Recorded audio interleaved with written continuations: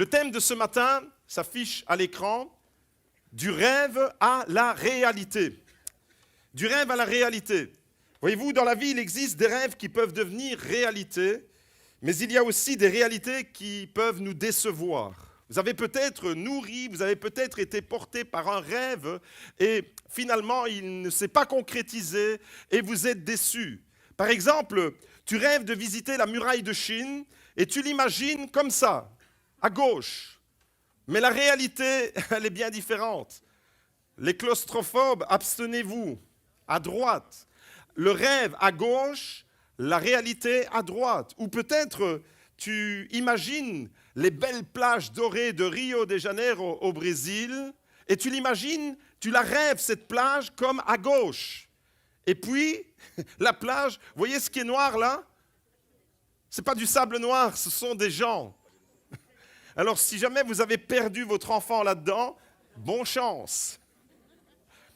Les amis, on rêve des fois de choses et la réalité est toute différente. Par exemple, tu rêves peut-être de visiter à dos de chameau les pyramides de Gizeh en Égypte et tu imagines être comme sur la photo de gauche. Et puis la réalité, c'est que tu dois choper sous 45 degrés une file interminable avant de passer ton tour. La réalité est différente du rêve. Peut-être que pour les plus romantiques, je suis allé cet été avec mon épouse et avec Gianni à Rome et on a eu aussi le privilège de se prendre en photo devant la célèbre fontaine de Trevi, la Fontana di Trevi, un endroit merveilleux. Et tu l'imagines peut-être à gauche, mais je vous assure que pour vous prendre en photo devant la fontaine de Trevi, il faut être un champion du monde de la rapidité pour te glisser, tu écartes, tu fais des coups de coude à tout le monde et tu dis « Tiens-toi là à ta distance, ici c'est un périmètre sécurisé, c'est moi qui prends la photo. » Il y a 10 000 personnes dans un espace de rien du tout. Toi, tu l'as rêvé peut-être cette photo romantique comme à gauche, mais la réalité, elle est toute différente. Et peut-être que dans ta vie, c'est comme ça, tu avais rêvé, tu avais idéalisé ta vie, mais elle est toute différente. Ou alors, peut-être pour ceux qui aiment les îles grecques, je vous amène un peu en vacances, hein, vous avez remarqué? La Grèce, l'île de Santorin, tu l'as imaginée comme on la montre souvent, à gauche. Cette ville-là qui surplombe la mer bleu-azur avec les maisonnettes blanches, et tu as l'impression que c'est une île déserte où il n'y a personne. Tu arrives là-bas et c'est pire que sur la muraille de Chine. Tu peux y aller pour faire ta photo romantique avec ta femme. Ou alors peut-être que tu rêvais d'une excursion romantique à Venise, sur les gondoles de Venise. Et tu imaginais être tout seul dans les canaux de Venise, comme la photo à gauche. Et en réalité, il y a 46 000 gondoles qui sont là. Et impossible de faire une photo comme si tu étais tout seul avec ta bien-aimée. Le rêve s'éloigne de la réalité. Ou peut-être que tu t'imagines être en mode apprentissage ski, comme ça, à gauche. Mais la réalité, souvent, c'est ce que tu vois à droite. Si moi, en tous les cas, je vais au ski, je vais souvent me retrouver comme sur la photo de droite. Le rêve et la réalité. Voyez-vous, il y a des rêves qui peuvent devenir réalité. C'est pour cela que j'aimerais vous parler ce matin. Évidemment, il y a des rêves qui sont des déceptions. Et ce matin, je ne vais pas vous parler de ces rêves qui nous déçoivent, mais j'aimerais vous parler des rêves de Dieu. Est-ce que tu réalises ce matin que Dieu, quand il a conçu ton existence, quand de toute éternité, tu n'existais nulle part, même pas tes parents, tes grands-parents, tes arrière-grands-parents, ni même des générations et des générations avant toi existaient, mais toi, tu étais déjà dans le cœur de Dieu. Et de toute éternité, eh bien, quand il a pensé à toi, il avait un rêve pour toi. Et ce matin, il sera question d'entrer dans le rêve de Dieu, les rêves de Dieu pour nos vies qui deviennent réalité et qui sont tellement différents de ces images que je viens de vous montrer. Les rêves de Dieu peuvent devenir réalité. Pour réaliser une chose vraiment extraordinaire, commencez par la rêver, ensuite réveillez-vous calmement et allez d'un trait jusqu'au bout de votre rêve sans jamais vous laisser décourager. Si vous pouvez le rêver, vous pouvez le réaliser.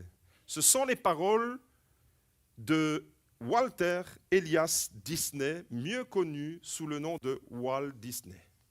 C'est ce monsieur-là qui qui a dit ces phrases pour réaliser une chose vraiment extraordinaire. Et lui, bien entendu, c'est dans son domaine. Lui, il est entré dans un rêve. Il avait un rêve de toucher des millions d'enfants à travers ses dessins et de faire passer des messages et puis de divertir. Et puis, il a même fait fortune avec ça. Et écoutez cette phrase et maintenant, vous la transposez sur votre vie spirituelle, votre vie familiale, votre business peut-être, pour réaliser une chose vraiment extraordinaire. Si tu as envie que ta vie soit extraordinaire, ce message ne s'adresse pas à tous ceux qui veulent une vie banale, médiocre et qui ont envie de s'enterrer cet après-midi. Non, ce message s'adresse à tous ceux qui ont envie d'avoir un sens à leur vie. Un message pour tous ceux qui ont envie de réaliser quelque chose qui vaut vraiment la peine d'être vécu. Vous le savez, aujourd'hui, je fais 50 ans et je me dis, waouh, 50 ans sont déjà passés dans ma vie. Je ne les ai pas vus passer et je n'ai pas envie de perdre du temps. Et j'ai envie de vous dire ce matin, quel que soit ton âge, tu peux entrer dans le rêve de Dieu. Quel que soit ton âge, comme Walt Disney l'a dit, pour réaliser une chose vraiment extraordinaire, moi j'ai envie que ma vie soit extraordinaire. Non pas que je sois moi extraordinaire, mais avec un homme tout à fait ordinaire comme moi, le Dieu de l'impossible qui lui est extraordinaire, peut faire des choses extraordinaires dans ma vie, dans ta vie, dans nos familles et dans notre Église. Mes amis, j'aimerais vous dire ce matin, écoutez ce que Walt Disney dit. Pour réaliser une chose vraiment extraordinaire, commencez par la rêver. Ensuite, réveillez-vous. Réveillez-vous calmement et allez d'un trait jusqu'au bout de votre rêve sans jamais vous laisser décourager. Si vous pouvez le rêver, vous pouvez le réaliser. Aujourd'hui, il sera question, vous l'avez compris, de l'importance d'être porté par un rêve. L'importance, je m'adresse aux jeunes, aux ados, je m'adresse aux familles, je m'adresse aux couples, je m'adresse à l'Église, au GLC Beaudour, l'importance d'être porté par un rêve et d'avoir une vision pour atteindre les objectifs que Dieu a placés devant nous. Dieu a des objectifs, Dieu a des projets, Dieu a un plan pour ta vie et pour que tu puisses découvrir tout ça, il faut que tu entres dans le rêve de Dieu. Il faut que tu puisses t'aventurer. Vous savez, tout au long de l'histoire de la Bible, mais également de l'histoire en dehors de la Bible, des hommes et des femmes remarquables ont réalisé de grandes choses parce qu'ils étaient portés par un rêve. Toutes les plus grandes réalisations, que ce soit à l'époque biblique, que ce soit dans l'histoire profane, toutes les plus grandes réalisations ont été accomplies, elles se sont réalisées parce qu'il y avait des hommes et des femmes qui étaient portés par un rêve. Et dans l'Église, c'est la même chose. Il y a quelques jours, vous avez certainement vu passer ça sur les réseaux sociaux, il y a le frère André qui est décédé. Et lui, son rêve, c'était d'aller placer des Bibles dans les pays où c'est interdit. Et il faisait de la contrebande de Bibles. Cet homme, il avait un rêve, c'était d'entrer dans le projet de Dieu afin que dans les pays qui sont fermés à l'Évangile, la parole de Dieu puisse être aussi ensemencée. Voyez-vous, et que ce soit dans le domaine de la foi chrétienne, que ce soit dans le domaine de nos business personnels, dans nos affaires familiales, chaque fois dans l'histoire que des hommes et des femmes ont réalisé quelque chose qui a vraiment un impact dans la génération et dans les générations à venir, c'est toujours parce qu'il y avait des gens qui étaient portés par un rêve. Et moi, je crois que l'Église, c'est l'incarnation du rêve de Dieu. Tu fais partie du rêve de Dieu. Si tu es dans cette Église, tu fais partie de son rêve. Dieu a un rêve, Dieu a un projet, Dieu a un plan merveilleux. Tu ne dois pas te considérer comme exclu. Tu ne dois jamais te considérer comme étant inutile. Non, Dieu, qui que vous soyez, de là jusque là, de là à là, qui que vous soyez, peut-être que vous êtes là pour la toute première fois, peu importe, Dieu a un rêve pour toi et l'Église en est l'incarnation. Walt Disney a connu pourtant des moments difficiles. Des fois, quand on a des rêves, on a « waouh, j'aimerais faire ceci, j'aimerais faire cela », et après, les choses se mettent en place et on commence à ramer et on éprouve des difficultés et malheureusement, on a l'impression que notre vie, elle nous éloigne du rêve qu'on avait. Tu avais un rêve pour ta vie de couple. Et tu vois les vagues de l'épreuve, du découragement qui viennent souffler, qui viennent s'abattre sur ton couple. Tu avais un rêve, peut-être que tu as monté une entreprise, tu as monté ton business et tu t'es lancé dans une activité d'indépendant et ça, c'était ton rêve. Et puis, il y a comme ça les difficultés inhérentes à la vie qui sont venues te rattraper et ton rêve, il est devenu une triste réalité et tu te décourages. Walt Disney a connu des débuts complètement chaotiques. Walt Disney a connu des débuts difficiles et ces débuts ont été ponctués par plusieurs échecs.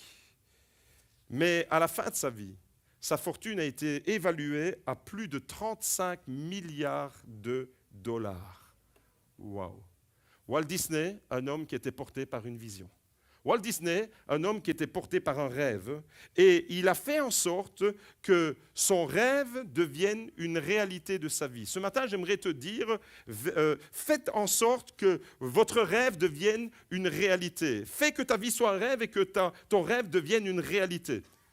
Que tu puisses pleinement, quand tu te réveilles le matin, te dire « Waouh, je continue dans le rêve de Dieu. Je continue, il y a des nouveaux projets qui vont naître dans l'Église. Je vais m'y engager, ça fait partie du rêve de Dieu. Je ne vais pas rester là sur la sellette, je ne vais pas rester là en retrait. Je vais entrer, je vais continuer à m'investir dans l'œuvre de Dieu. » Vous savez, les 2 jours les plus importants de votre existence, c'est quand? Quelqu'un dit les 2 jours les plus importants de la vie d'une personne, c'est premièrement le jour de votre naissance. Ça, c'est le jour le plus important de votre vie parce que c'est là que vous avez commencé à vivre. Et le deuxième jour, le plus important, c'est le jour où vous découvrez pourquoi vous êtes né. Le jour où tu réalises, waouh, voilà pourquoi je suis né. Voilà, Dieu m'a créé pour quelque chose de particulier. Et quand je découvre ça, je peux m'y investir et je peux faire du rêve de ma vie une réalité.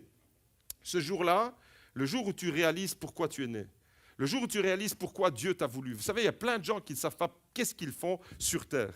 Tu es là sur Terre, tu existes, mais tu ne sais pas quel engagement tu dois prendre. Au fait, tu as une vie qui est programmée comme un robot.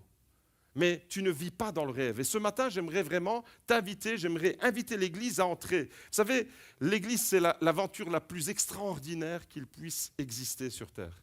C'est une entreprise qui a commencé il y a plus de 2000 ans avec Jésus, qui se poursuit. Et celui qui a lancé le mouvement, il y a 2000 ans, il est toujours avec nous. C'est extraordinaire. Et il revient bientôt. Et en réalité, l'Église, si tu t'y investis, si tu réalises que l'Église fait partie du rêve de Dieu, tu t'investis dans quelque chose qui ne connaîtra jamais de fin. L'Église continuera à exister. Là où tous les empires vont s'effondrer, Poutine, on n'entendra plus parler de lui dans l'éternité, mais l'Église de Jésus-Christ, elle subsistera. L'Église ne va jamais s'écrouler. Alors j'aimerais vous dire ce matin, tu as besoin d'entrer dans le rêve de Dieu. Et si tu veux entrer dans l'accomplissement de ton rêve, eh bien, j'aimerais t'inviter à retenir 4 mots-clés sur lesquels on va s'articuler ce matin. 4 mots-clés. Rêve, prie, lève-toi et agis. Voilà comment tu peux faire en sorte que ton rêve devienne une réalité. On va découvrir avec une histoire de la Bible comment un homme en particulier est entré dans le rêve de Dieu. Rêve, prie, lève-toi et agis. Répétez avec moi. C'est facile à retenir, c'est les mots-clés sur lesquels on va s'entretenir ce matin. Rêve, prie, lève-toi et agis. Alors, rêve, ça se passe là. Prie, ça se passe comme ça. Lève-toi, fais de l'exercice avec moi. Lève-toi, tu te lèves debout, tu te mets debout et tu agis. Il y en a qui agissent en restant assis ce matin. Rêve, prie, lève-toi et agis. Est-ce que toi, moi, nous tous ensemble, nous pouvons imaginer notre vie dans 5 ou 10 ans? Comment est-ce que vous l'imaginez, votre vie, dans 5 ou 10 ans? Attendez la pile. Il y en a qui s'imaginent en train de vendre des bananes à Tolé la pile. Non, sérieusement, comment vous imaginez votre vie dans 5 ou 10 ans? Est-ce que vous êtes inscrit dans le rêve de Dieu ou est-ce que vous n'avez pas d'autres ambitions? Autrement dit, est-ce que vous avez un rêve aujourd'hui, à l'heure où vous entendez ce message? Est-ce que vous avez un rêve qui vous mobilise? Est-ce que vous êtes mobilisé par quelque chose? Par quelque chose qui vient de Dieu, j'entends. Est-ce que ce matin, vous avez un projet pour lequel vous êtes prêt à vous investir?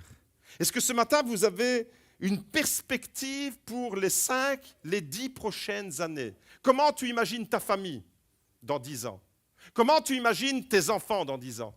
Comment tu imagines ton église dans 10 ans? Comment tu imagines ton activité professionnelle dans 10 ans? Est-ce que tu es inscrit dans le rêve de Dieu ou est-ce que tu subis la vie tout simplement et tu prends ce que chaque jour t'envoie mais sans aucune perspective d'avenir? Vous voyez, il y a deux façons de se positionner dans la vie complètement différentes. Soit j'entre dans le rêve de Dieu et j'ai un objectif et je veux réaliser, je veux atteindre cet objectif, ou alors je me contente de subir les événements et subir les jours qui se suivent et qui se succèdent et les événements sans que je n'en ai aucun contrôle et puis je me laisse embarquer là où le courant, avec ma barque, là où le courant peut-être à la dérive m'emporte, et je vais avec ma famille sur ce courant qui me conduit à la dérive. Comment est-ce que tu te positionnes aujourd'hui pour les quelques années qui sont devant toi? Aujourd'hui, comme je l'ai dit, j'atteins le demi-siècle et à l'âge de 50 ans, j'ai encore le cœur rempli de rêves pour Dieu. Mais la bonne nouvelle, c'est que le cœur rempli de rêves pour Dieu, c'est que vous faites partie du rêve de Dieu. On ne peut pas entrer dans le rêve de Dieu tout seul. Avoir le cœur rempli de rêves de la part de Dieu, c'est jamais une question individuelle. Le rêve de Dieu, c'est toujours, ça s'inscrit, on va découvrir ça à travers les lectures bibliques qui vont suivre tout de suite après. Le rêve de Dieu se partage, se vit avec d'autres. C'est ça l'Église. Et ton rêve plus le mien, quand on le met ensemble, ça fait vraiment quelque chose de magnifique. Plus je vois le temps passer et plus je veux me concentrer sur mes rêves, ou plutôt sur les rêves de Dieu. Je ne sais pas si vous avez le sentiment bizarre comme moi, et ce n'est pas seulement parce que c'est le jour de mon anniversaire, mais vous avez le sentiment bizarre que le temps passe très vite, n'est-ce pas? Ça veut dire que je vous ai posé une question aujourd'hui. Comment tu te vois dans 5 ans ou dans 10 ans? Et vous allez vous retrouver dans 5 ans et dans 10 ans et vous n'aurez rien vu. Vos enfants seront grands, vos petits-enfants seront grands, vous serez peut-être là près de la retraite et tu te dis, qu'est-ce que j'ai fait de ces années?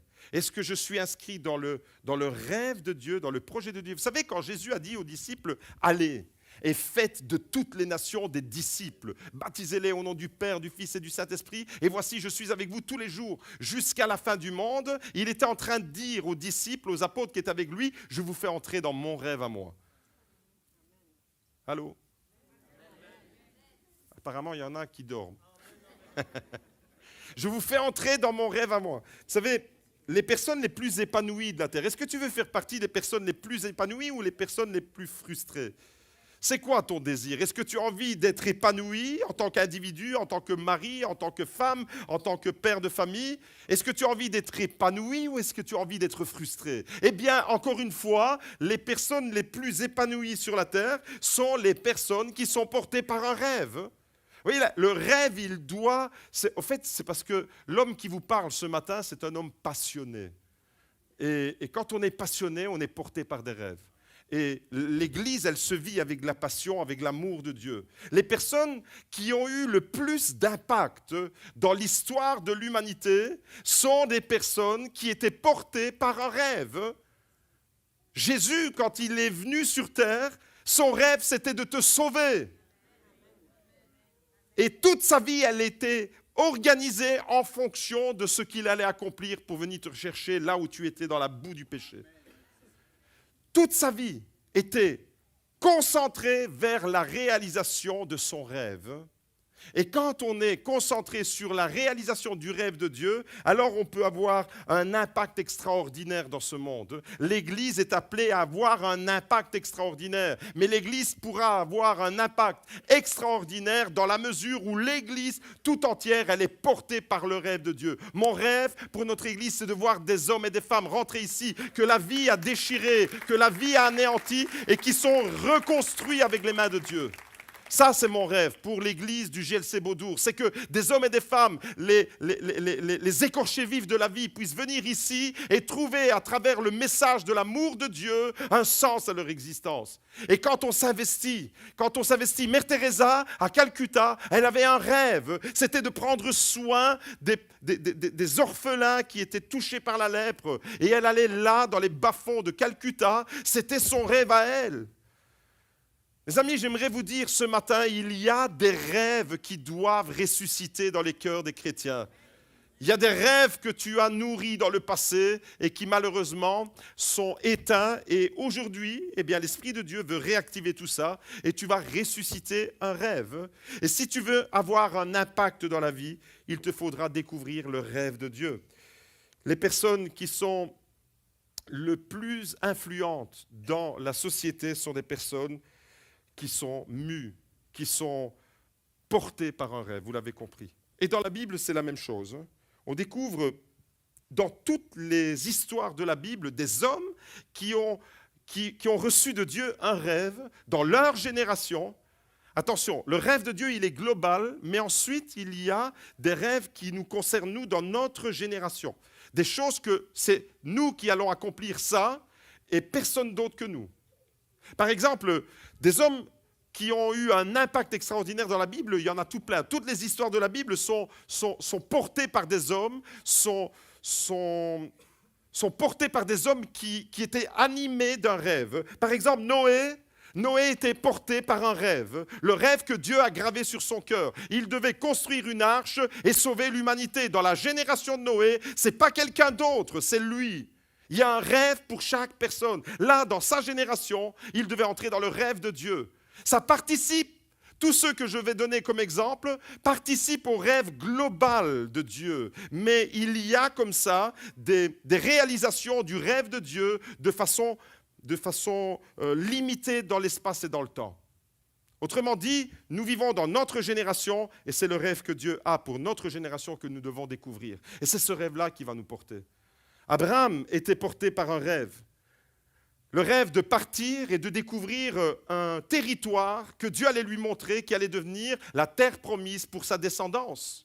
Et Abraham s'est mis en route pour la réalisation de son rêve. Il a commencé à marcher. Pour le rêve, Noé a dû travailler. Des fois, il a dû certainement être moqué. Le gars, il est en train de construire une arche à des milliers de kilomètres de l'océan le plus proche. Les gens qui passaient devant Noé devaient le prendre pour un cinglé. Mais qu'est-ce que tu fous là? Tu construis un bateau à la montagne. Mais le gars, il est porté par un rêve. Des fois, le rêve de Dieu va t'amener à faire des choses qui sont complètement en dehors de toute logique humaine. Abraham, lui, il a dû partir, il a dû quitter une situation. Selon la tradition juive, le père d'Abraham, à Ur en Chaldée, était un homme d'une certaine notoriété. Il avait une situation, quoi, le gars. Mais Abraham a quitté cette situation-là pour se mettre en mouvement et pour entrer dans le rêve de Dieu. Des fois, le rêve de Dieu va te demander d'abandonner une certaine situation pour entrer dans quelque chose qui est d'une toute autre envergure. Abraham va laisser les biens matériels à Ur en Chaldée, qui était une des plus grandes civilisations de l'époque, pour se mettre en route vers un pays qu'il ne connaissait pas encore. Il ne connaissait pas le pays de Canaan. Dieu lui a dit, va vers le pays que je te montrerai. Ça vient seulement par la suite. Abraham était porté par un rêve. Joseph était porté par un rêve. Et il a tenu tellement fort son rêve que ça lui a coûté. Le rêve de Dieu peut vous coûter quelque chose. Parce que Joseph est resté fidèle au rêve de Dieu, il s'est retrouvé en prison. Il a été vendu, humilié par ses propres frères, et il a été vendu comme une vieille loque à des marchands d'esclaves. Le rêve de Dieu, des fois, eh bien, il faut savoir payer le prix. Moïse était porté par un rêve, être le libérateur de toute une nation. Tous les hommes de Dieu, Josué était porté par un rêve, introduire le peuple dans la terre promise. Voyez, tout le monde participe au rêve de Dieu, mais chacun avec des étapes et avec des aspects différents. Est-ce que vous me suivez? Le rêve de Dieu pour l'humanité passe par l'Église et nous entrons exactement dans la continuité. David, le roi David était porté par un rêve. Les prophètes d'Israël étaient portés par un rêve. Les apôtres de Jésus étaient portés par un rêve. Aller et ensemencer le monde de l'époque, l'Empire romain, complètement le contaminé. Je disais vendredi, l'Église, c'est comme une centrale nucléaire d'amour qui explose. On doit contaminer tout le monde par l'amour de Dieu. Tu fais partie de ce rêve-là. Dis à ton voisin, tu es contagieux. L'amour de Dieu, garde tes microbes, dis-lui, garde tes microbes, mais tu es contagieux de l'amour de Dieu. Mes amis, j'aimerais vous dire que les pères de l'Église ont été portés par un rêve. Les réformateurs ont été portés par un rêve. Tous les hommes d'Église ont été portés par un rêve jusque dans notre génération. Est-ce que dans cette Église, il y a des hommes et des femmes qui veulent entrer dans le rêve de Dieu? Mes amis, ce matin, je vous emmène dans un livre qui me passionne dans la Bible. Tous les livres de la Bible me passionnent, mais ce matin, on va faire un petit voyage dans le livre, un des livres dans lequel je trouve le plus d'inspiration et de motivation, où on voit la réalisation d'un rêve, c'est le livre de Néhémie. Néhémie, c'est un livre extraordinaire. On va découvrir pourquoi. J'aime beaucoup ce livre de Néhémie parce que dans ce livre, dans son histoire, eh bien, on découvre la réalisation d'un rêve. La concrétisation d'un rêve qui était inscrit dans le cœur d'un homme. C'est une grande réalisation qu'on découvre. Les murailles de Jérusalem, à l'époque, étaient complètement détruites. Les portes de la ville étaient incendiées. Le peuple de Dieu était au comble du malheur, nous dit la Bible. L'histoire, au départ, elle est bien sombre. Personne ne semblait s'en préoccuper. Alors si maintenant, au lieu de parler des murailles de la ville de Jérusalem, des portes de la muraille, du peuple qui habitait à l'intérieur de cette muraille et qui était au comble de malheur, et que personne ne s'en occupait, si au lieu de parler d'eux, eh bien autour de nous, on fait le parallèle, il y a des situations où les murailles de nos familles, dans les couples, il y a des murailles qui sont détruites. Il y a les portes dans nos maisons, les portes du cœur, entre le mari et la femme, qui sont complètement dévastées. Il y a des familles entières autour de nous, des familles entières qui sont au comble du malheur. Et personne ne semble s'en soucier. À l'époque de Néhémie, c'était la même chose. Le constat, on va le voir et on va lire les versets, c'est qu'au début, la muraille, elle est détruite, les portes sont incendiées, le peuple est au comble du malheur, et tout le monde s'est accommodé de ça. En réalité, on vit dans une société où on s'accommode du mal. Tout le monde s'était accommodé, sauf pour un homme qui a été porté par le rêve de Dieu. Et j'aimerais vous dire ce matin, il suffit d'un homme, il suffit d'une femme, il suffit d'un ado qui donne l'impulsion dans un mouvement pour voir de grandes réalisations dans l'œuvre de Dieu. Et cet homme s'appelle Néhémie. On va découvrir son histoire. La situation initiale, comme vous l'avez déjà entendu, c'est que dans le livre de Néhémie, ça commence comme ça. Les murailles sont complètement dévastées, les portes de la ville sont brûlées et le peuple est dans le chaos. Je suis en train de décrire la société autour de nous. Les murailles sont ravagées, les murailles de la sécurité sociale sont ravagées. L'économie de nos pays occidentaux, on était tellement fiers d'être européens et c'était la manne céleste ici. En Europe, tu te baisses et tu prends la manne et tu peux manger. C'était ça dans le passé. Et maintenant, plus personne ne sait payer sa facture d'électricité ou pour le chauffage. Les murailles sont ravagées. Les murailles financières. Il y a des murailles qui s'effondrent. La situation, au début, dans le livre de Néhémie, c'est comme ça. C'est le désastre. Et autour de nous, pour entrer dans le rêve de Dieu, il faut avoir les yeux comme le scanner de Dieu. Il faut voir la dimension spirituelle de ce qui arrive autour de nous. Regardez ce qu'il est écrit. Je l'ai questionné au sujet des Juifs rescapés qui étaient restés de la captivité et au sujet de Jérusalem. Ils me répondirent, c'est Néhémie qui questionne quelques personnes et ils répondent, ceux qui sont restés de la captivité sont là dans la province au comble du malheur et du déshonneur. La muraille de Jérusalem a des brèches et ses portes sont brûlées par le feu. La situation initiale, c'est ça. La situation finale maintenant, à la fin du livre de Néhémie, regardez, les murailles sont restaurées, les portes sont réparées, le peuple est relevé et les ministères sont réhabilités. La différence entre la situation initiale et la situation finale, c'est quoi? La différence entre le début du livre et la fin du livre, c'est qu'un homme est porté par un rêve. Et quand un homme est porté par un rêve, il y a un processus qui se met en route. Noé était un homme qui était porté par un rêve. Noé a réalisé le rêve de Dieu. Abraham était un homme qui était porté par un rêve. Abraham a réalisé le plan de Dieu. Moïse était porté par un rêve. Moïse a réalisé le plan de Dieu. Ce matin, Néhémie est porté par un rêve, il va accomplir le plan de Dieu pour sa vie. Est-ce que ce matin, dans cette église, il y a quelqu'un qui veut pleinement entrer dans le rêve de Dieu? Tu vas réaliser quelque chose. On découvre ça dans Néhémie 6, verset 15. Ça, c'est maintenant la finalisation, la situation finale du projet. Néhémie, chapitre 6, verset 15, la muraille fut achevée le 25 du mois d'Éloul en 52 jours seulement.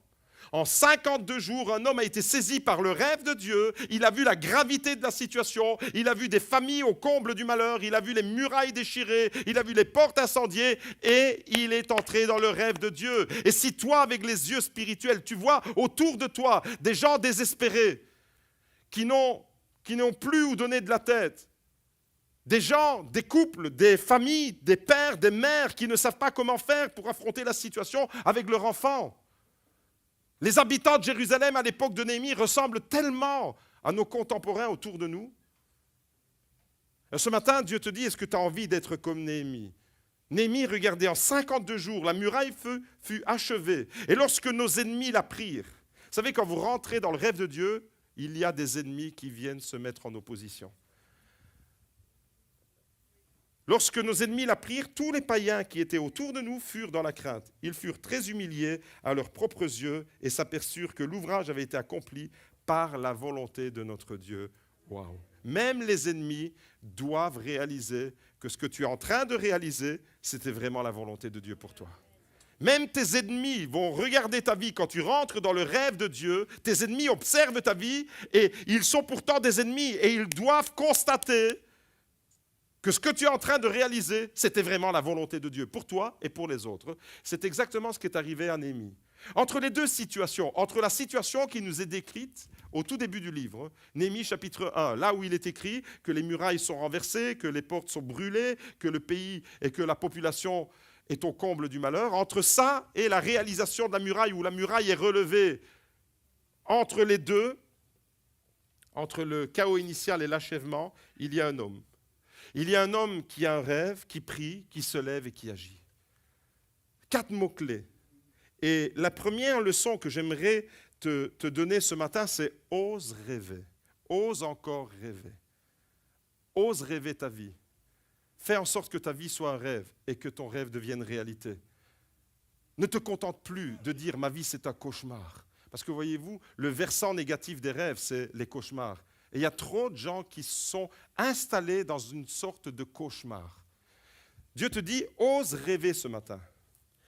Vous n'êtes pas satisfait de votre situation personnelle? Vous désirez avoir une vie avec plus d'impact? Vous désirez accomplir quelque chose de plus beau, de plus grand? Vous avez envie d'avoir quelque chose de plus significatif à réaliser dans votre vie? Commencez par le rêver. Commencez par le rêver. Ça, c'est la toute première chose. Rêver avec la parole de Dieu. C'est exactement ce que Néhémie a accompli. Deuxième chose, deuxième point, mettez-vous en prière. Pour que le rêve devienne réalité dans ta vie, commence par le rêver. Mais ne reste pas au rêve, parce que si tu rêves trop longtemps, tu risques de ne pas te réveiller. Commence par le rêver et ensuite, mettez-vous en prière. Rêve, prie. Néhémie chapitre 1, verset 4. Regardez, lorsque Néhémie apprend la situation qui concerne la ville de Jérusalem, ça c'était son rêve à lui. C'était sauver la ville de Jérusalem. Est-ce qu'il y a une situation que tu dois sauver dans ta famille? Est-ce qu'il y a une situation que tu dois sauver, dans laquelle tu dois t'investir? Tu dois commencer par le rêver et ensuite tu dois passer à une autre étape, c'est l'étape de la prière. Lorsque j'entendis ces choses, je m'assis, je pleurais, tellement qu'il est touché, il est dévasté ce garçon. Quand il réalise que la ville de Jérusalem est complètement ravagée, ce garçon, il est anéanti. Il s'assied, il pleure, et pendant plusieurs jours, vous imaginez? Pendant plusieurs jours, il prend le deuil. je pris le deuil, je jeûnais, je priais devant le Dieu des cieux. Quand tu pries, en réalité, quand tu pries en tant que chrétien, en tant qu'enfant de Dieu, lorsque nous entrons dans le rêve de Dieu, à travers la prière, nous activons quelque chose. La prière va activer le mouvement de Dieu. La prière va activer la main de Dieu qui est sur le gouvernail du monde, de l'histoire du monde. Et tu fais partie de ça. Entrer dans le rêve de Dieu, c'est avoir un sens extraordinaire de dire « Waouh, ma vie, elle participe à un projet plus vaste. » Ma vie, ce n'est pas simplement ma petite existence là dans ma maison, dans mon village, dans mon bled. Ma vie, elle s'inscrit. Qui que tu sois, tu habites peut-être dans un village reculé et tu es là tout seul et tu te dis, c'est quoi ma vie? Ta vie, elle s'inscrit dans un projet plus vaste. Tu fais partie du rêve de Dieu, comme Noé, comme Abraham, comme Moïse, comme Néhémie ce matin. Ceux qui prient provoquent le mouvement de Dieu. En tant que chrétien, en tant qu'enfant de Dieu, tout ce que nous faisons, eh bien, nous le remettons dans la prière. La prière va activer une dimension extraordinaire. Et si tu veux entrer dans le rêve de Dieu, dis-le avec moi. Rêve, prie, et troisièmement, lorsque tu as un rêve et que tu pries, la troisième chose à faire, c'est de te lever. Levez-vous. Celui qui veut vraiment concrétiser, il y en a qui sont déjà debout. Celui qui veut réaliser, si tu veux réaliser ton rêve, tu dois te positionner dans ta vie. Et en réalité, tu dois positionner ta vie dans la direction de l'accomplissement de ton rêve. Si ton rêve en ce moment, c'est de sauver ton couple, tu dois te positionner pour sauver ton couple. Si ton rêve en ce moment, c'est de pouvoir gagner des âmes, tu es en train de prier, tu es en train d'évangéliser un jeune garçon que Dieu a mis sur ton chemin, eh bien tu dois orienter ta vie pour la réalisation, tu dois te lever. Si tu rêves et que tu rêves trop longtemps, ton rêve ne deviendra jamais réalité. Ton rêve, pour qu'il puisse devenir réalité, doit se traduire, doit passer par la prière. Et quand il passe par la prière, en réalité, il te propulse dans les stratégies de Dieu. Et ensuite, tu te lèves. Il se lève. Tu dois te positionner en direction de l'accomplissement de ton rêve. Avoir un positionnement clair, comme Néhémie. Néhémie est d'abord anéanti, il est dévasté parce qu'il voit la situation. La situation de Jérusalem, c'est le désastre. Il pleure, il s'assied, il se jette par terre. Pendant plusieurs jours, il jeûne, il prie. Et là, qu'est-ce qu'il fait? Il jeûne, il prie, il est par terre. Ensuite, il se lève. Néhémie chapitre 2, verset 11. Regardez ce qu'il est écrit. « J'arrivai à Jérusalem et j'y passai 3 jours.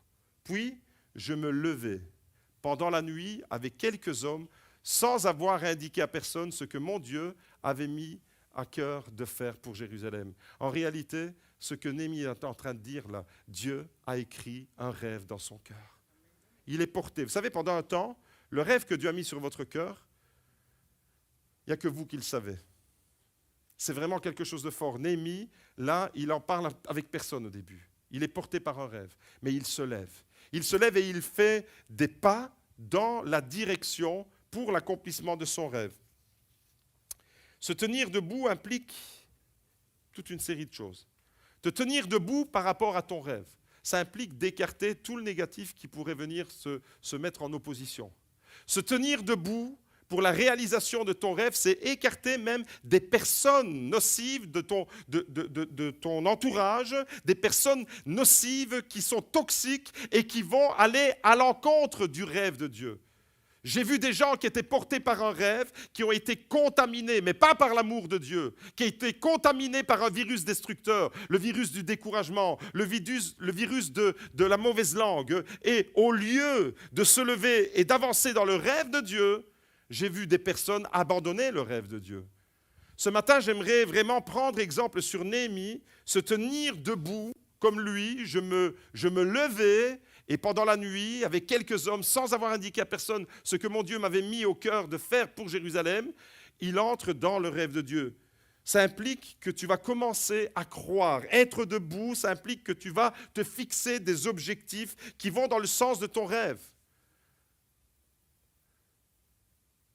Des objectifs à court terme, des objectifs qui sont réalisables, des objectifs que tu vas pouvoir atteindre.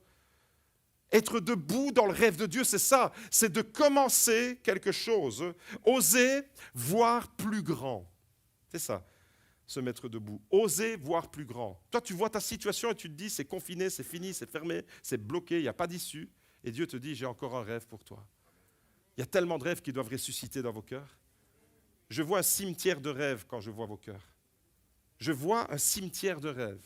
Il y a des rêves que vous avez enfouis, pour lesquels vous ne croyez plus. Et Dieu te dit ce matin, je vais ressusciter un rêve dans ton cœur. Je vais ressusciter un rêve, mais je veux que tu le rêves, je veux que tu pries et je veux que tu te lèves. Les 3 choses à faire. Premièrement, tu rêves. Deuxièmement, tu pries. Troisièmement, tu te lèves. Et quatrièmement, et l'équipe de louange peut me rejoindre, tu agis.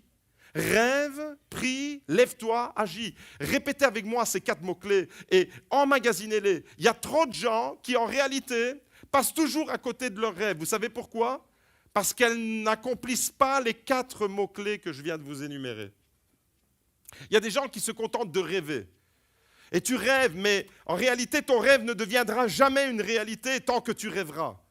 Ton rêve, que ce soit pour ta famille, pour ton couple, pour ton église, pour ton ministère, ton rêve deviendra réalité dans la mesure où tu le soumettras à la dimension spirituelle par la prière, que tu te lèveras, que tu commenceras à poser des actes dans la bonne direction, qui vont dans le sens de l'accomplissement de ton rêve, et à ce moment-là, tu vas pouvoir passer à l'action. Il n'y a que des hommes et des femmes qui passent à l'action qui peuvent réaliser leurs rêves. Si tu restes couché, tu vas continuer à rêver, mais tu n'accompliras rien. Et ce matin, j'aimerais dire, Église, ne reste pas couchée. Il y a des vagues de bénédictions qui viennent. Il y a des vagues qui soufflent. Il y a des vagues qui déferlent sur l'Église. Néhémie chapitre 2, verset 17. Regardez, maintenant Néhémie passe à l'action. Vous avez vu le crescendo, le mouvement qu'il y a dans ce texte ? Il est complètement désemparé au début. Il pleure, il jeûne, il est par terre, il est anéanti, il voit les murailles. Quelles sont les murailles que tu vois ? Peut-être que tu es anéanti comme lui parce que tu vois les murailles de tes finances. Peut-être que tu es anéanti de cette manière parce que tu vois les murailles de ta famille. Et tu te dis, qu'est-ce que j'ai construit ? Qu'est-ce que j'ai réalisé ? Peut-être que tu es anéanti comme Néhémie l'était. Les portes étaient incendiées. Le peuple était au comble du malheur. Grattez un peu derrière la surface des gens. Vous savez, vous côtoyez plein de personnes et souvent les gens ils viennent devant vous avec un beau sourire. Mais ça c'est un vernis. Ça c'est un vernis parce que si vous grattez un peu le vernis là qui est en surface, vous allez voir que derrière il y a des cœurs ravagés. Il y a des cœurs anéantis. Il y a des cœurs découragés. Il y a des rêves qui ont été enterrés. Il y a des rêves, il y a des familles qui sont de véritables cimetières de rêves. Et Dieu te dit, au-delà de ce vernis que tu as en apparence, au-delà de ce vernis, il y a un rêve qui doit vraiment ressusciter. Et j'aimerais te le révéler. Comme je l'ai communiqué à Noé. Noé, il a reçu de Dieu un mandat. Abraham a reçu de Dieu un mandat. Moïse a reçu de Dieu un mandat. Jésus nous a mandatés. Ce matin, GLC Beaudour, tu reçois un mandat pour entrer dans le rêve de Dieu. Mes amis, j'aimerais vous dire, ce matin, regardez comment Néhémie est passé à l'action. Néhémie chapitre 2, verset 17. Je leur dis alors, vous voyez le malheur où nous sommes. Jérusalem est détruite et ses portes sont brûlées par le feu. Venez, rebâtissons la muraille de Jérusalem et nous ne serons plus dans le déshonneur. Venez et rebâtissons nos familles, rebâtissons nos adolescents, rebâtissons, reconstruisons. Venez, rebâtissons. Là maintenant, le gars, il passe à l'action. C'est plus le gars qui rêve seulement. Le rêve, c'est beau pendant un temps. Mais le rêve doit devenir réalité. Et si Néhémie avait continué à rêver, Jérusalem serait resté dans le même état. Et si toi, tu continues à rêver sur une situation, eh bien, les mois vont passer, les années vont passer, et tu n'auras rien accompli de ta vie. Tu auras une frustration. Tu te diras, j'avais un rêve, mais la réalité me rattrape. La réalité, elle ressemble à ces photos que j'ai vues au début de ce message. La réalité est complètement différente du rêve que j'avais imaginé. Parce que tu es resté dans le rêve, mais que tu ne l'as pas concrétisé. Parce que tu l'as enterré, ton rêve, et que tu n'es pas passé à l'action. Tu veux entrer dans le rêve de Dieu ? Rêve, prie, lève-toi et agis. Est-ce que tu peux le dire avec moi? Il faut que ça devienne vraiment, quelque chose, un réflexe dans lequel tu entres. Mon frère, ma sœur, je leur racontais comment la bonne main de mon Dieu était sur moi. La main de Dieu était sur Néhémie. Et quand la main de Dieu, elle est sur un homme, sur une femme, sur un jeune, sur un moins jeune, il se passe quelque chose. Est-ce que tu crois ce matin que la main de Dieu est sur toi? S'il vous plaît, ne me donnez pas l'impression que je prêche dans un cimetière. Est-ce que vous croyez que la main de Dieu, elle est sur vous ce matin? Alors regardez, c'est pas fini. Attendez la musique, montez pas en intensité. Parce que j'aimerais vous dire, Néhémie va transmettre son rêve à quelqu'un. Il va dire venez. Regardez, il ne dit pas je vais moi le faire. Il dit venez. Et là, c'est votre pasteur qui vous lance un message. Venez et entrez. Et entrons ensemble dans le rêve de Dieu pour notre génération. Il y a des gens à sauver autour de nous. Il y a l'évangile qui doit être proclamé. Il y a la puissance de Dieu qui doit se manifester. Et tu fais partie du rêve de Dieu. Ils dirent alors, ceux à qui Néhémie avait partagé son rêve, Néhémie dit, venez et reconstruisons la ville, la muraille de Jérusalem. Les gars qui ont entendu Néhémie dire, levons-nous et bâtissons, et ils se fortifièrent dans cette bonne résolution. Mon frère, ma sœur, tu n'es pas satisfait de ton salaire? Lève-toi, cherche un autre travail et passe à l'action. Arrête de te plaindre. Il y a des gens qui se plaignent de leur statut, de leurs conditions financières, mais restent toujours dans le même état. Eh bien, en fait, c'est comme si tu rêvais, que tu dormais et que tu restes dans une forme de cimetière. Tu n'es pas satisfait de ton salaire? Eh bien, lève-toi. Rêve d'autre chose. Prie, remets ce projet à Dieu. Lève-toi, passe à l'action, va postuler pour un autre emploi et va décrocher un autre travail avec un autre salaire. Ce matin, le message, il est destiné à tous ceux qui peut-être sont bloqués dans une situation où tu te dis « j'ai rêvé, mais je suis tellement déçu. J'ai rêvé, j'avais imaginé ma vie autrement, quelques années en arrière. » Je vous ai demandé tout à l'heure, projetez-vous dans 10 ans, quelques années en arrière, il y a 5 ou 10 ans en arrière. Est-ce que tu pouvais imaginer à ce moment-là que ta vie elle allait se déployer comme elle se déploie en ce moment? Mon frère, ma soeur, j'aimerais te dire, si tu te plains, si tu désires par exemple plus d'évangélisation dans ton église, si tu te dis, il faudrait qu'on fasse plus d'évangélisation, c'est mon rêve ça, eh bien, vous savez ce qu'il vous reste à faire? Lève-toi, commence par témoigner dans ton entourage, ne t'occupe pas des autres, de ceux qui n'évangélisent pas, et toi, fais ce que tu dois faire, et tu vas entrer dans le rêve de Dieu, fais-le! Dis à ton voisin, fais-le!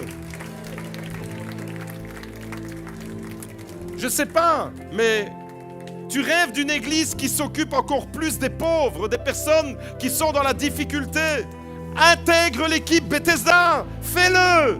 Dis à ton voisin, fais-le! Il y a un rêve pour toi. Est-ce que ce matin tu peux dire, Église, fais-le! Fais-le! Je rêve, je prie, je me lève et j'agis. Fais-le! Église, fais-le!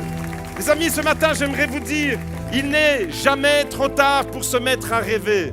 Il n'est jamais trop tard pour débloquer une situation. Il n'est jamais trop tard pour ressusciter un rêve.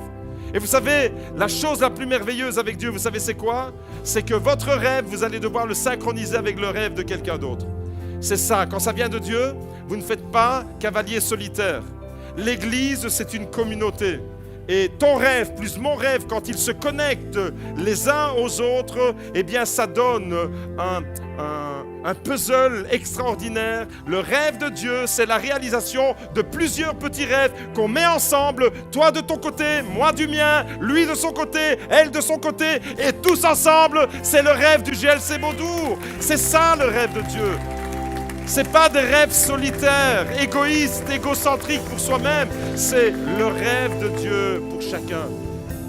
Mes amis, ce matin, j'aimerais vraiment lancer un appel. Il y a vraiment dans mon cœur cette conviction qu'il doit y avoir des rêves qui doivent ressusciter ce matin. Des rêves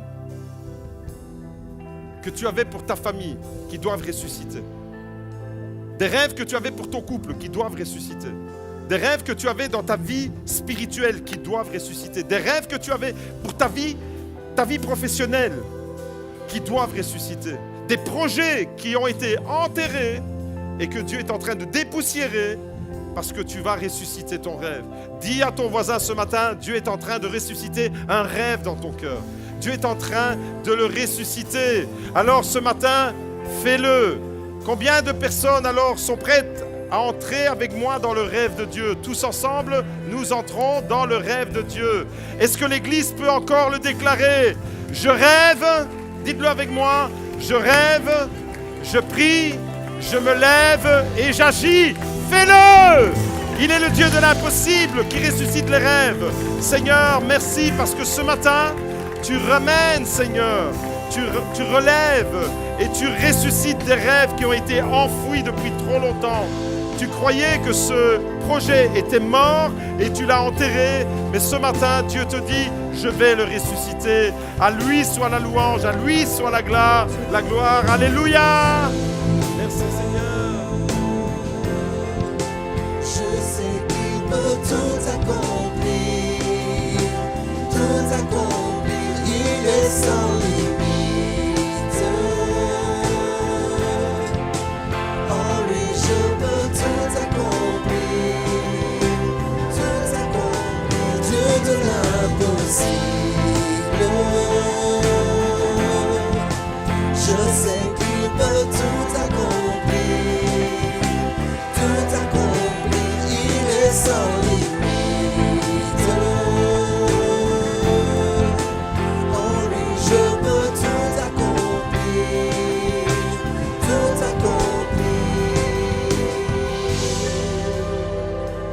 À lui soit tout l'honneur, puissance et force, louange et gloire à jamais.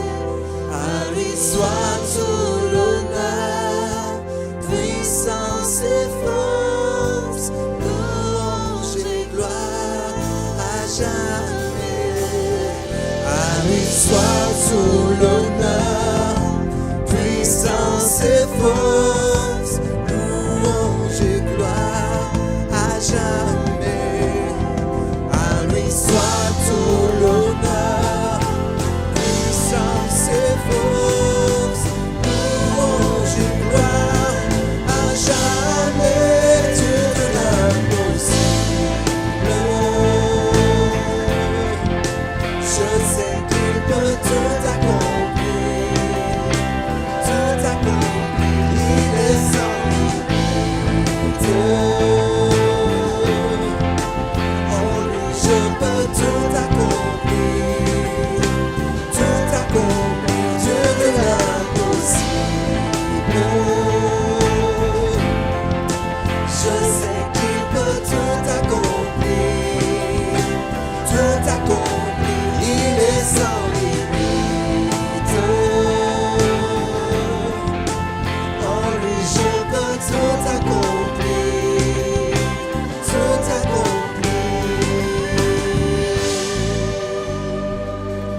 Alléluia. J'aimerais vous dire ce matin, il y a une catégorie de personnes, y compris au sein du peuple de Dieu, qui est constamment dans la frustration. Et Dieu te dit ce matin, tu es chrétien pourtant, tu es constamment dans la frustration, parce que tu n'es pas dans ton rêve, parce que tu es à côté du rêve de Dieu. Il n'y a qu'une façon pour être une personne épanouie, heureuse, qui prospère et qui a un impact dans la société, c'est d'entrer pleinement dans le rêve de Dieu. J'aimerais faire un appel. Dieu met vraiment sur mon cœur qu'il y a des personnes qui ont enterré leur rêve. J'aimerais faire un appel ce matin. Tous ceux qui sont prêts à dire « Seigneur, tu veux ressusciter mon rêve. Je rêve de plus de ça. » Mais pas ce rêve comme la muraille de Chine, comme les pyramides en Égypte, comme Santorin ou comme les gondoles à Venise. Non, non, non. Le rêve de Dieu qui devient réalité. Seigneur, Il était pourtant dans mon cœur et je l'ai enterré. Mais ce matin, je veux lancer un appel. Il y a des nouveaux projets qui doivent naître dans l'Église. Il y a des nouveaux départements qui doivent voir le jour. Et en réalité, Dieu attend que le rêve ressuscite dans ton cœur parce qu'il va se servir de toi pour un nouveau département dans l'Église. Mais si tu restes sur le côté, tu resteras dans ton lit en train de rêver. Alors ce matin, j'aimerais lancer un appel à l'Église et principalement, si dans ton cœur, il y a un rêve que tu as enterré. Tu as cru dans le passé, mais tu n'y crois plus. Tu voulais t'investir, mais tu ne t'es pas investi. Dieu te dit, il n'est pas trop tard pour ressusciter ton rêve. En réalité, ce n'est pas ton rêve que je suis en train de ressusciter, c'est mon rêve que j'écris sur ton cœur. C'est le rêve de Dieu, ce n'est pas le rêve des hommes, c'est le rêve de Dieu. Une église où chaque chrétien est un disciple de Jésus. Une église où chaque chrétien est un disciple qui va gagner des âmes.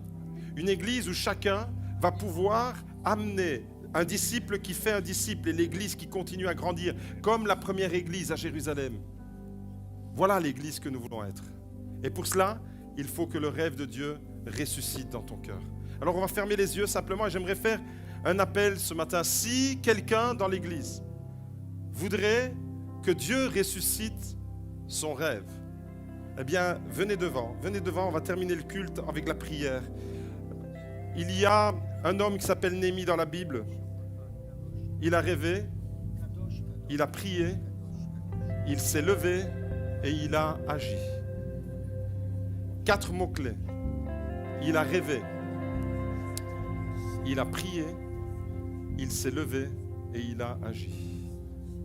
Vous qui êtes là, il y a des rêves dans vos cœurs et je crois que Dieu est en train de ressusciter des réalités que vous aviez enterrées. En ce moment, là, Dieu est en train de passer dans ton cœur avec son esprit. Et simplement, dis-le lui. Seigneur, je veux que tu écrives ton rêve dans mon cœur. Je veux que tu le ressuscites, ce rêve. Je veux entrer à nouveau dans la réalisation de ton rêve. Seigneur, je l'avais mis de côté pendant tellement longtemps. Mais maintenant, Seigneur, le temps est venu, comme pour Néhémie, de se lever, de ne pas rester par terre dans les larmes, de ne pas rester par terre à se morfondre. Néhémie n'est pas resté à pleurer sur le sort de Jérusalem. Néhémie s'est levé et il a dit « Levons-nous, bâtissons ensemble les murailles de Jérusalem ». Et c'est ainsi qu'en 52 jours, les murailles ont été relevées. Et il y a un miracle qui va s'accomplir dans ta vie. Toi qui t'es levé, toi qui ne fais pas seulement que rêver, mais tu pries, tu te lèves et tu agis, il y a un miracle qui va s'accomplir. En un temps record, 52 jours, l'entièreté de la muraille de Jérusalem a été restaurée. Et tu vas voir Dieu te relever, Dieu relever des situations dans ta vie, un nouveau département dans lequel tu vas pouvoir t'investir et t'engager, une réalité spirituelle, une situation familiale qui était bloquée, pour laquelle tu ne pries même plus parce que tu es tellement découragé, et Dieu te dit, je vais ressusciter ça. Alors ce matin, si tel est le cas, là où tu es, lève les mains simplement et dis, Seigneur, viens graver ton rêve dans mon cœur. Seigneur, je te prie ce matin dans le nom de Jésus. Il y a une église de Néhémie ce matin devant toi. Il y a des hommes et des femmes, Seigneur, sur le cœur desquels tu vas graver un nouveau rêve. Tu vas ressusciter un rêve qui avait été enterré. Je le crois, je le proclame, Seigneur. La saison du rêve qui ressuscite est arrivée pour le GLC Beaudour. Seigneur, merci parce que tu vas remettre debout ce que l'ennemi avait jeté par terre. Des couples qui ont été ravagés, Seigneur, tu les relèves comme Néhémie a relevé les murailles de Jérusalem. Nous te prions pour les couples qui s'entre-déchirent. Nous te prions pour les adolescents, Seigneur, qui sont pris au milieu des parents, Seigneur, pris en otage entre le parent qui monte son enfant contre l'autre parent. Seigneur, les portes de nos maisons sont ravagées. Et nous te prions, Seigneur, avec Néhémie ce matin, nous voulons te prier pour que les murailles de ton amour soient relevées, les murailles de la sainteté soient relevées, les murailles de la justice soient relevées. Seigneur, au nom de Jésus, je te prie, Seigneur, tu ressuscites les rêves et tu mets debout, Seigneur, une église qui va passer à l'action. Seigneur, ce matin, tu nous as réveillés, tu nous fais sortir du rêve pour qu'il devienne réalité. Seigneur, merci de bénir ton Église. Seigneur, tant de personnes qui se sont avancées, tant de situations personnelles, différentes les unes des autres, mais je crois, Seigneur, que chaque personne participe à un rêve global qui concerne notre Église. Et ce matin, Seigneur, libère ta faveur et ta bénédiction sur ton peuple. Merci de relever, merci de fortifier, merci d'encourager. Seigneur, dans les jours qui viennent, je vais voir mes frères et mes sœurs qui étaient pourtant assis là dans l'église à ne rien faire. Je vais les voir, je le proclame, je veux le prophétiser. Je vais voir de nouveaux frères, de nouvelles sœurs se mettre à l'ouvrage, se mettre debout, se lever et passer à l'action pour entrer dans un département de l'église. Merci Seigneur. Merci Seigneur, parce que c'est toi qui crées en nous le vouloir et le faire. Le rêve vient de toi, mais l'accomplissement et la réalisation de ce rêve, c'est toi aussi qui nous l'accordes. Ta parole déclare que tu crées en nous le vouloir et le faire. La capacité de le vouloir et la capacité de le réaliser, c'est toi qui nous la donnes. Alors Seigneur, que ton nom soit glorifié, élevé.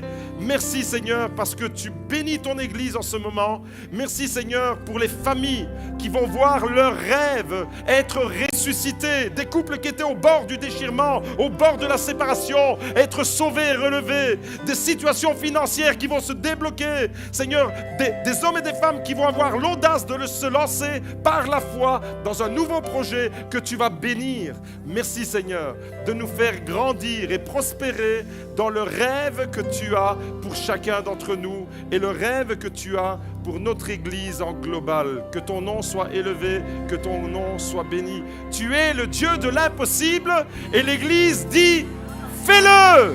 Alléluia. Merci Seigneur.